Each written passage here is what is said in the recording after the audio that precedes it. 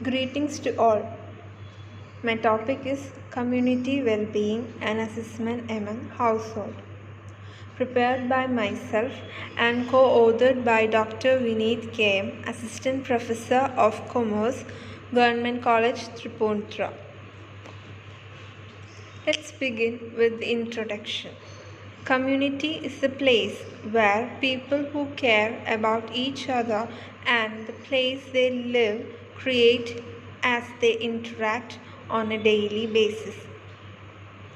We became communities through social interaction.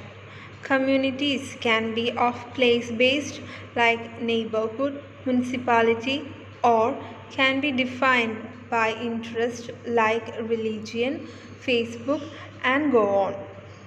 For place-based communities, well-being is mostly understood as a physical setting with which the meaning of well-being are clearly.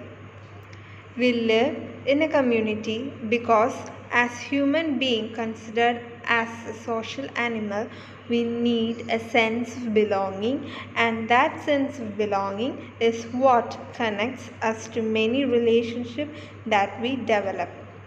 Certain studies have shown that feelings of belonging and trust in others were the strongest predictor of mental well-being. A sense of belonging can be nurtured in many ways, whether by household through our early experiences, family member sharing interests, goals, or simply by feeling part of a place, that is walking to the kitchen, spending time with mother. Feeling supported by family and how this makes us feel about ourselves and what we believe is possible. It is essential for our well-being. And it isn't simply about having people who care for us. Just as important for our self-esteem is our own opportunity to care for and support others. Not least of a community, well-being, domain relationships and trust, equality, voice and participation, health, education and learning, economy, work and employment, culture, heritage and leisure, housing space and environment, transport, mobility and connectivity. Table 1 shows the review of literature. Here we can see various research experts shows the aspect of community well-being assessment in various competitive areas. One of our researcher, Taylor J.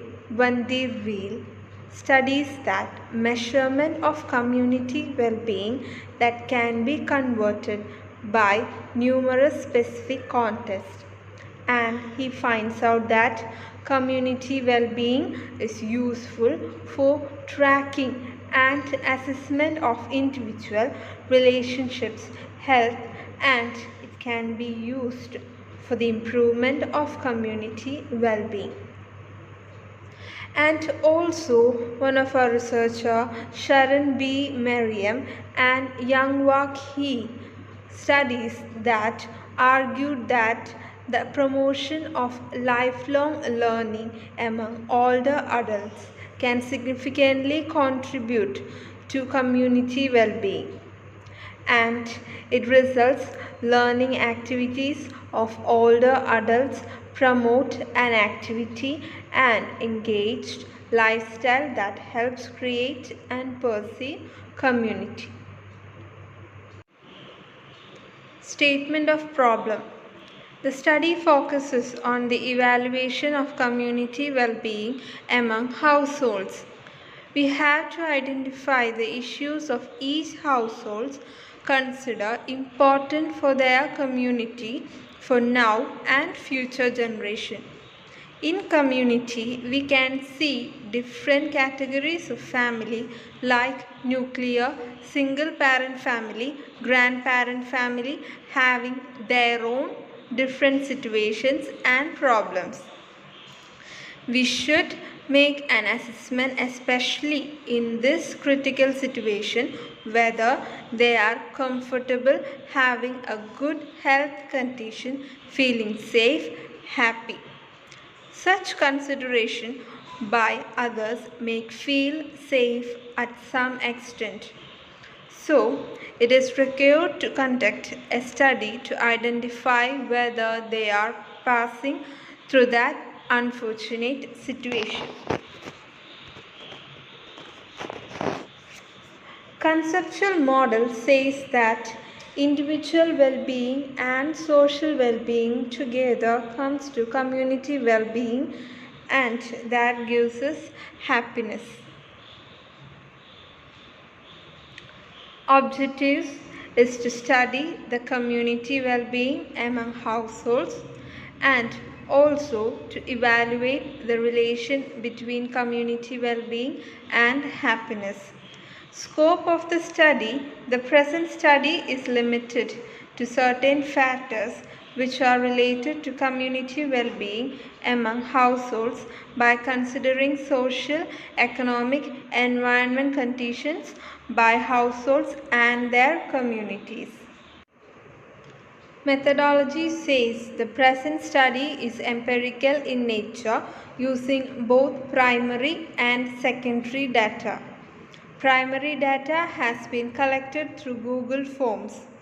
Community well-being index is adopted along with happiness scale items from Lyubomirsky and Lepper. Table analysis. Table 2 shows the demographic profile of the sample. 138 responses were received and form the basis of the study.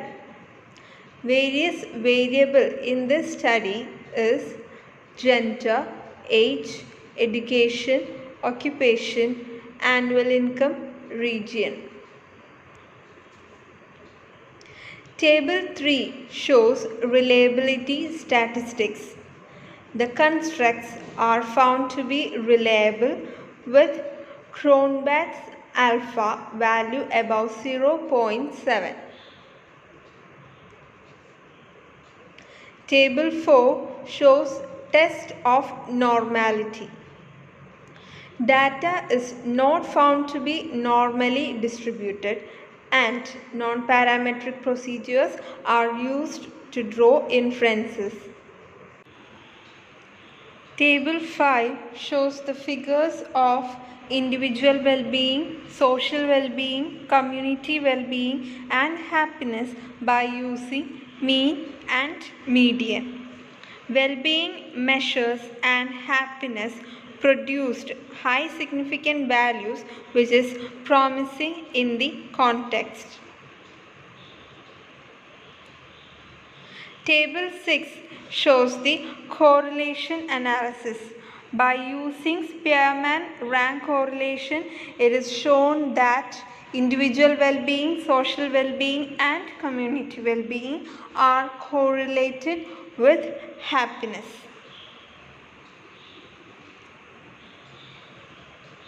Results: well-being measures and happiness produced high significant values, which is promising in the context.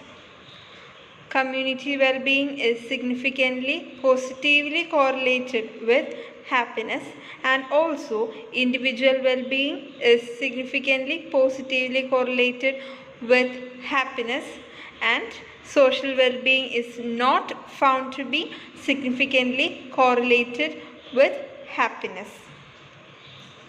Discussion.